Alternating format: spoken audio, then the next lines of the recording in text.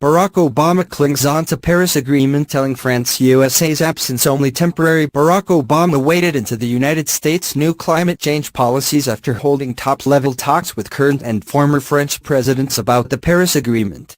Ex-French Premier François Hollande said the Paris Agreement had launched an irreversible movement that would not be rocked by Donald Trump's decision to pull out in June. And Mr. Obama said the international community was only facing a temporary absence of the U.S. from tackling climate change. Mr. Hollande made the comments after Mr. Obama enjoyed a 2-hour private lunch with current centrist President Emmanuel Macron at the Élysée Palace during a 5-day whirlwind international trip. Mr. Obama and Mr. Hollande spoke about the fight against climate change during the Saturday meeting, a key member of the Socialist entourage told French media. He added, "It would have been better for the U.S. to stay in the deal, but country's commitment to tackling climate action has gained such momentum that the movement is now irreversible." Mr. Hollande said on Twitter he and Mr. Obama were confident the Paris Agreement could be implemented without the U.S. He wrote, "Happy to be reunited with Barack Obama.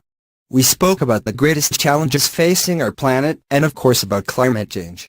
We are both confident that the Paris Accord will be implemented." Later on Saturday, Mr. Obama deplored the lack of U.S. leadership in the battle against climate change in a thinly veiled rebuke of his successor's decision to pull out of the landmark accord. During an industry event organized by a network of communications professionals known as the Napoleons, Mr. Obama told French CEOs and former French officials that while there was a temporary absence of American leadership on climate change, the U.S. remained on track to meet its climate goals.